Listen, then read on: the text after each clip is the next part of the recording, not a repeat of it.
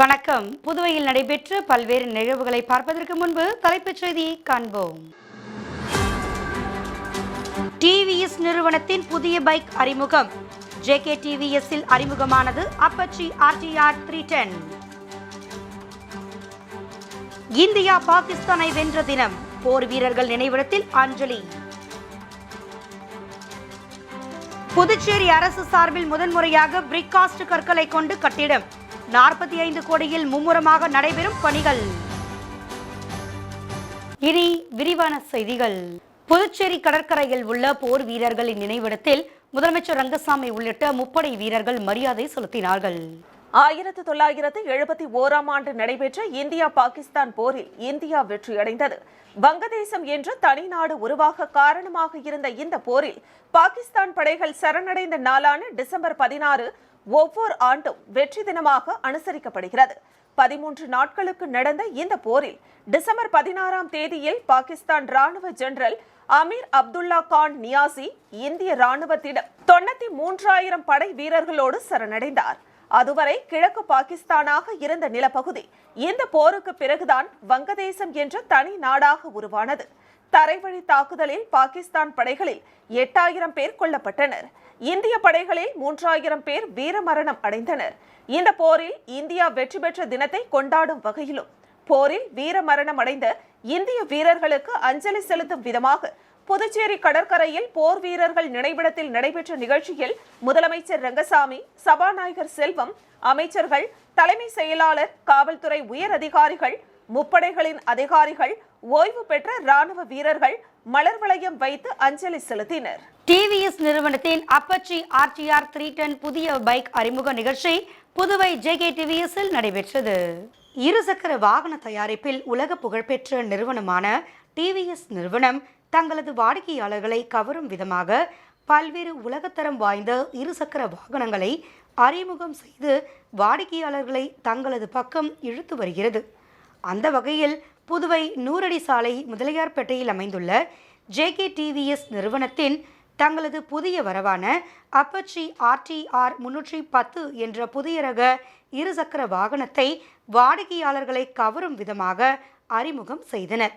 இந்நிகழ்ச்சியில் JK TVS மேலாண் இயக்குனர் ராதாகிருஷ்ணன் மற்றும் டிவிஎஸ் மோட்டார் கம்பெனி பிரதேச மேலாளர் அரவிந்தன், சர்வீஸ் பிரதேச மேலாளர் கார்த்திகேயன் ஆகியோர் கலந்து கொண்டு இந்நிகழ்ச்சியை தொடங்கி வைத்தனர். புதிய அப்பாச்சி இருசக்கர வாகன மோட்டார் பைக்குகளை விற்பனை செய்யும் டிவிஎஸ் நிறுவனம் அவர்களின் அப்பாச்சி ரக பைக்குகளுக்கு மேலும் பெருமை சேர்க்கும் விதமாக புதிய மோட்டார் பைக்கை அறிமுகம் செய்து வருகிறது. அதனை மோட்டார் சைக்கிள் பிரியர்களையும் இருக்கும் வகையில் அதன் ஆற்றல், வேகம், ஸ்டைல் மாற்றி அமைக்கப்பட்டு உருவாக்கப்பட்டு ஈட இணையில்லாத ரைடிங் அனுபவத்தை தரும் வகையில் வடிவமைக்கப்பட்டுள்ளது. அசத்தலான அம்சங்கள் மோட்டார் பைக் பிரிவில் dynamic class, DLED headlamp, dynamic brake lamp என பல்வேறு அம்சங்கள் அப்பாச்சி ரக இருசக்கர வாகனங்களில் அறிமுகம் செய்யப்பட்டுள்ளது. இது தவிர புத்தம் புதிய சூப்பர் மோட்டோ மோடு உள்ளிட்ட 5 ரைடு மோடுகள், பருவகால மாற்றத்திற்கு ஏற்ப மாற்றிக்கொள்ள உதவும் கிளைமேட்டிக் கண்ட்ரோல் சீட்டுகள், மியூசிக் கண்ட்ரோல், வாய்ஸ் அசிஸ்ட் உட்பட பல அசத்தலான அம்சங்களும் இருக்கின்றன. புதிய அத்தியாயத்தின் தொடக்கமாகவும் இந்த பைக் விளங்குகிறது. மேலும் புதிய தொழில்நுட்பத்தை மாற்றியமைப்பதில் குறிப்பிடத்தக்க சாதனையை உருவாக்குகின்றது. மிக வேகமாக வளர்ந்து வரும் பிரீமியம் மோட்டார் சைக்கிள் பிராண்டாக டிவிஎஸ் அப்பாச்சி பைக் ரகங்கள் திகழ்கின்றன என்பது குறிப்பிடத்தக்க அம்சமாகும்.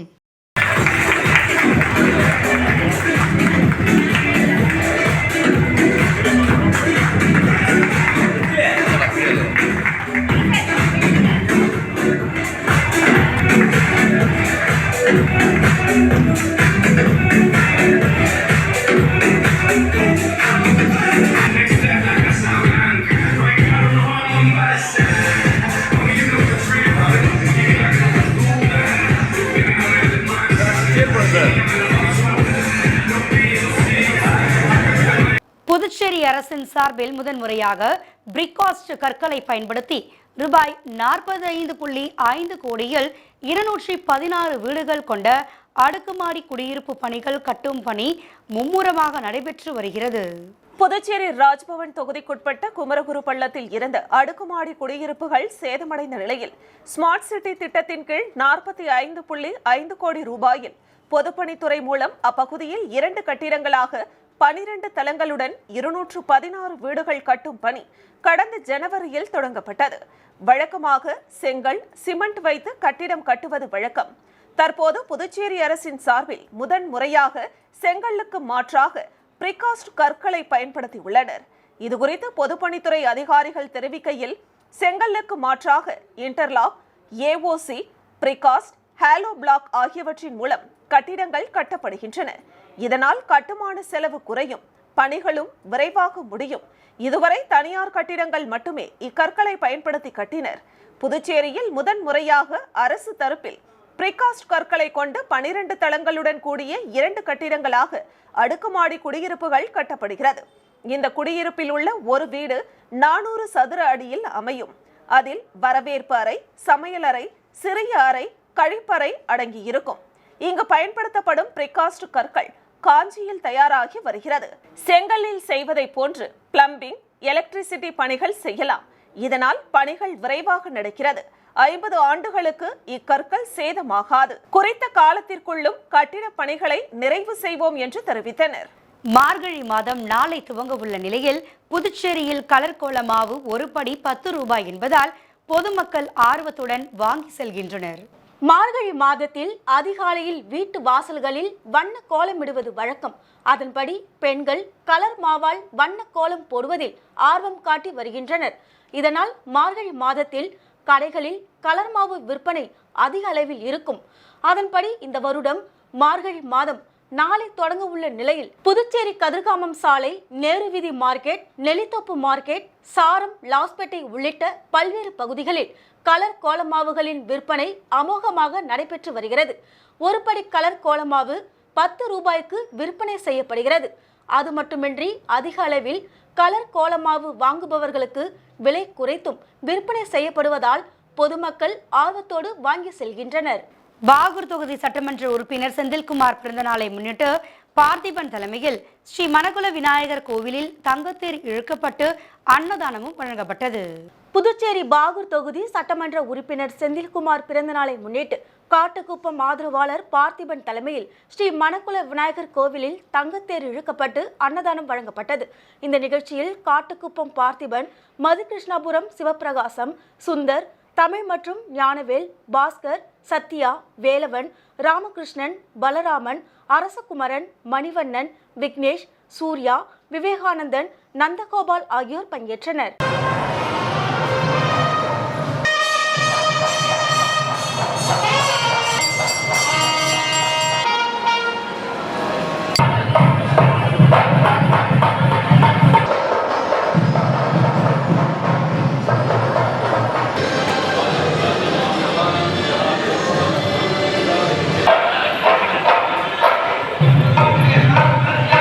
சைடு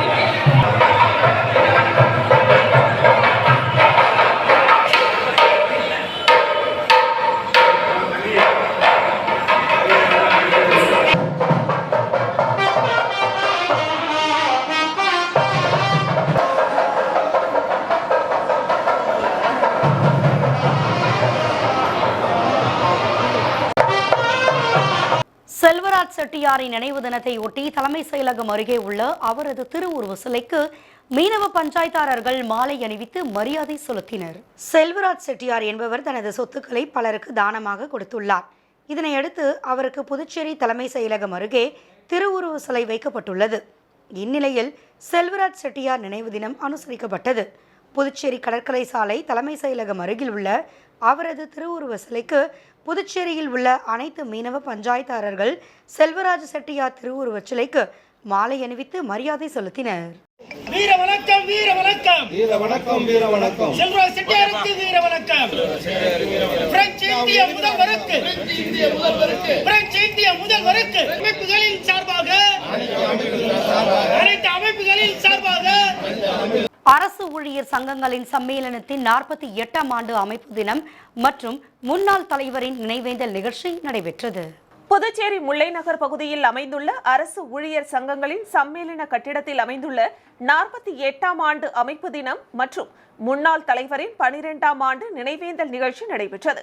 நிகழ்ச்சியின் தொடக்கமாக மரக்கன்று நடுதல் மற்றும் சங்கத்தின் கொடியேற்றுதல், தொடர்ந்து அமைப்பு தின துவக்க விழா மற்றும் நினைவேந்தல் கருத்தரங்கம் நடைபெற்றது. இதில் அமைப்பு செயலாளர் முனுசாமி வரவேற்புரையாற்றினார். கௌரவ தலைவர் பிரேமதாசன் தலைமை தாங்கினார். துணை பொதுச் செயலாளர் சுவாமிநாதன் முன்னிலை வகித்தார். சிறப்பு விருந்தினராக சென்னை முன்னாள் துணைத் தலைவர் இளங்கோவன் தொழிற்சங்க உரிமைகளும் நமது கடமைகளும் என்ற தலைப்பில் சிறப்புரையாற்றினார். இதில் அரசு ஊழியர்கள் ஏராளமானோர் கலந்து கொண்டனர்.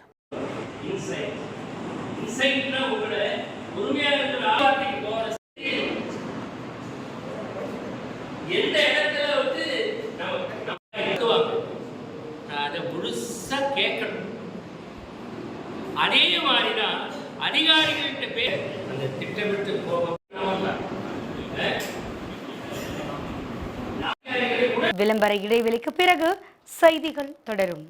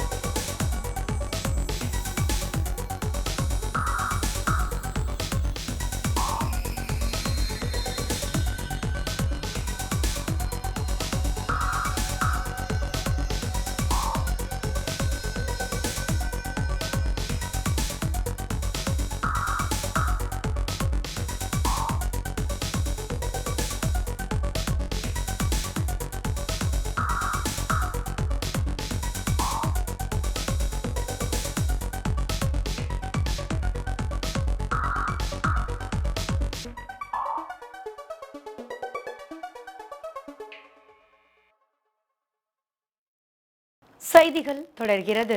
தமிழக வாழ்வுரிமை கட்சியின் ஊடகப் பிரிவு நிர்வாகிகளுடன் புதுவை மாநில அமைப்பாளர் ஸ்ரீதர் தலைமையில் ஆலோசனை கூட்டம் நடைபெற்றது.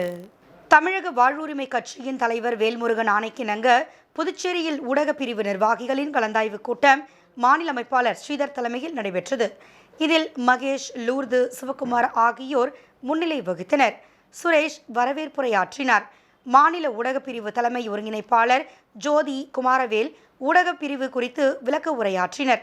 மாணவரணி விஷ்ணு உட்பட மாநில நிர்வாகிகள், தொகுதி நிர்வாகிகள் பலர் கலந்து கொண்டனர். மேலும் இக்கூட்டத்தில் புதுச்சேரியில் உள்ள அனைத்து தொகுதிகளிலும் ஊடகப் பிரிவின் பொறுப்பாளர்கள் நியமனம் செய்வது, ஒவ்வொரு அரசியல் கட்சிகளும் தொலைக்காட்சி மற்றும் அச்சு ஊடகங்கள் உள்ளது. ஆனால் தமிழக வாழ்வுரிமை கட்சிக்கு இணை செயல்பாட்டாளர்களே ஊடகமாக செயல்பட வேண்டும் என்பது உள்ளிட்ட 5க்கும் மேற்பட்ட தீர்மானங்கள் நிறைவேற்றப்பட்டது.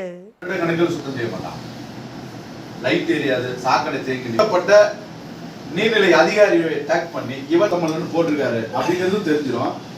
சம்பந்தப்பட்ட அதிகாரி மறுநாளே அவனை அழைச்சு என்ன பண்ணுவான், உடனே போய் வாட்டர் டேங்க் சுத்தம் பண்ணி சொல்லிடுவான். அதுவும் அந்த மக்களுக்கு தெரிஞ்சிடும். அப்ப இந்த தம்பி போட்ட அந்த பதிவை பார்த்துட்டு அதிகாரியை உடனே கூப்பிட்டு கழுவ சொல்லிட்டாங்க, வாட்டர் டேங்க் சுத்தம் பண்ணிட்டாங்க. சாக்கடை தேங்கி நிற்குதுன்னா சம்பந்தப்பட்ட அதிகாரி உடனே பதிவு போட்டு உடனே.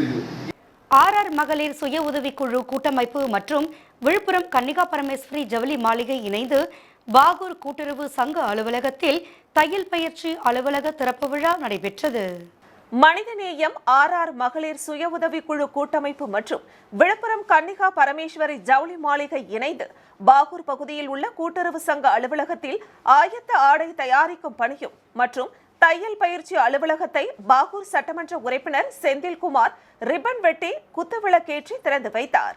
இவ்விழா கன்னிகா பரமேஸ்வரி உரிமையாளர் கோகுல் முன்னிலையில் நடைபெற்றது. இவ்விழா குறித்து சட்டமன்ற உறுப்பினர் செந்தில்குமார் கூறுகையில், பாகூர் பகுதியில் மகளிர் சுய உதவி குழுக்களால் உருவாக்கப்பட்ட இந்த நிறுவனம் மூலம் பல குடும்பங்களுக்கு வாழ்வாதாரத்திற்கு வழிகாட்டும் மற்றும் தேவைக்கேற்ற நேரங்களில் ஆடைகள் தைத்து பயன்படுத்திக் கொள்ளலாம் என்பதனையும், துவங்கப்பட்ட சில நேரத்தில் குழந்தைகளின் ஆடையை தைத்து சட்டமன்ற உறுப்பினரிடம் காண்பிக்கப்பட்டது. இதனால் சட்டமன்ற உறுப்பினரும் அப்பகுதியில் உள்ள பொதுமக்களும் பெரும் மகிழ்ச்சிக்கு உள்ளாகினர். மேலும் அப்பகுதியில் உள்ள மகளிர் சுய உதவிக்குழு பெண்கள் மற்றும் கட்சி பிரமுகர்கள், ஊர் முக்கியஸ்தர்கள் இந்நிகழ்ச்சியில் கலந்து கொண்டனர். திருபுவனை சட்டமன்ற தொகுதிக்குட்பட்ட வம்புப்பட்டு ஏரி கலிங்கம் பகுதியில் அணை கட்டும் பணிக்கான பூமி பூஜையை சட்டமன்ற உறுப்பினர் அங்காளன் தொடங்கி வைத்தார். புதுச்சேரி மாநிலம் திருபுவனை சட்டமன்ற தொகுதிக்குட்பட்ட வம்புப்பட்டு கிராமத்தில் அமைந்துள்ள வம்புப்பட்டு ஏரி கலிங்கம் பகுதியில் ரூபாய் 1,05,000 மதிப்பீட்டில் அணை கட்டும் பணிக்கான பூமி பூஜை நடைபெற்றது. இந்நிகழ்ச்சியில் தொகுதியின் சட்டமன்ற உறுப்பினர் அங்காளன் கலந்து கொண்டு விழாவிற்கு தலைமை தாங்கி பூமி பூஜனை செய்து வைத்தார். இதில் செயற்பொறியாளர் ராதாகிருஷ்ணன், உதவி பொறியாளர் மதிவாணன், இளநிலை பொறியாளர் சங்கரன் மற்றும் சட்டமன்ற உறுப்பினரின் ஆதரவாளர்கள் பலர் கலந்து கொண்டனர்.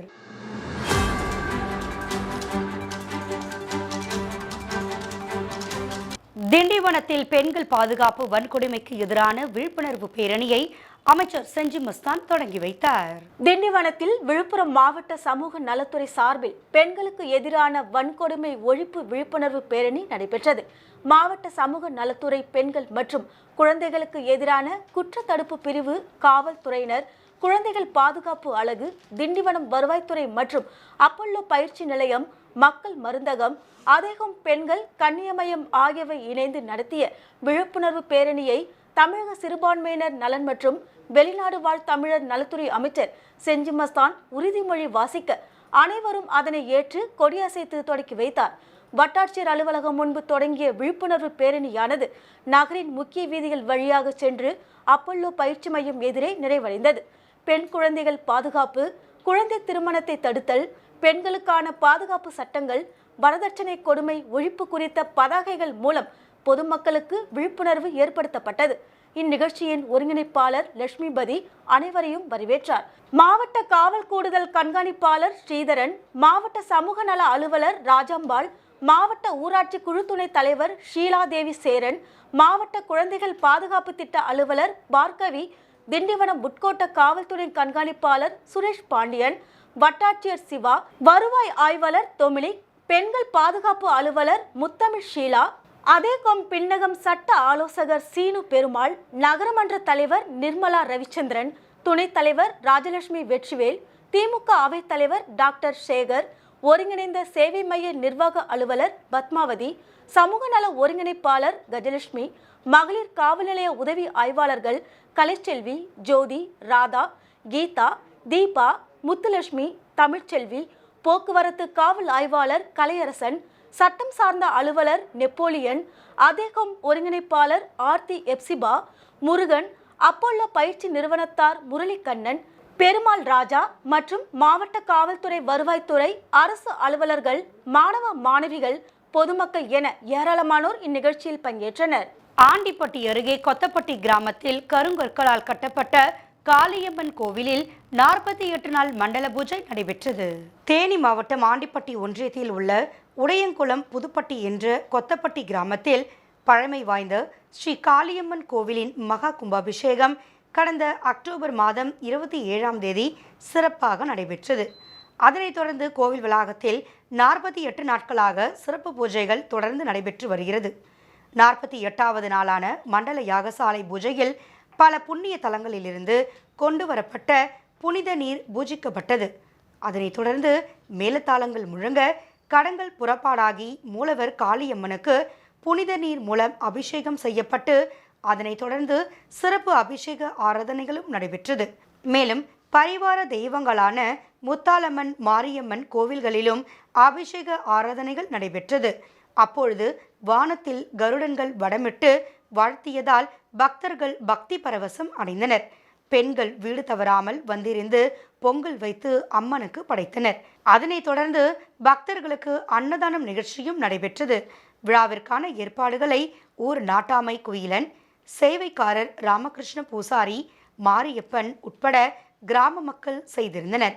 கும்பாபிஷேக சர்வ சாதகத்தை சோழவந்தான் விநாயகர் கோவில் தலைமை அர்ச்சகர் பாலமுருகன் சர்மா மற்றும் குண்டலப்பட்டி பாலமுருகன் கோவில் தலைமை அர்ச்சகர் ரிஷிகேசன் சிவம் ஆகியோர் செய்திருந்தனர். ஆலய நிர்மாணம் ஸ்தபதி பாண்டியராஜன் மற்றும் சிற்பி தண்டமானி ஆகியோர் தலைமையில் செய்திருந்தனர். மயிலத்தில் ஆருத்ரா உலக பன்னீர் திருமுறை மாநாடு அமைச்சர் மஸ்தான் பங்கேற்றார். மயிலம் ஸ்ரீமத் சிவஞான பாலய சுவாமிகள் தமிழ்கலை அறிவியல் கல்லூரியில் பன்னீர் திருமுறை மாநாட்டில் அமைச்சர் செஞ்சி மஸ்தான் ஆன்மீக சொற்பொழிவாற்றினார். இதனைத் தொடர்ந்து மயிலம் ஸ்ரீமத் சிவஞான பாலய சுவாமிகள் தமிழ் கலை அறிவியல் கல்லூரியில் நடைபெற்ற பன்னீர் திருமுறை மாநாடு மற்றும் நூல் வெளியீட்டு விழாவிற்கு மயிலம் பொம்மபுர ஆதீனம் 20ஆம் பட்டம் சிவஞான பாலய சுவாமிகள் தலைமை தாங்கி ஆசையுரை வழங்கினர். கல்லூரி செயலாளர் கேப்டன் ராஜகுமார் ராஜேந்திரன், கல்லூரி முதல்வர் முனைவர் திருநாவுக்கரசு, இந்திரா காந்தி தேசிய கலை மைய மண்டல இயக்குனர், கலாச்சார அமைச்சகம், இந்திய அரசு புதுச்சேரி மண்டல மைய முனைவர் கோபால் முன்னிலை வகித்தனர்.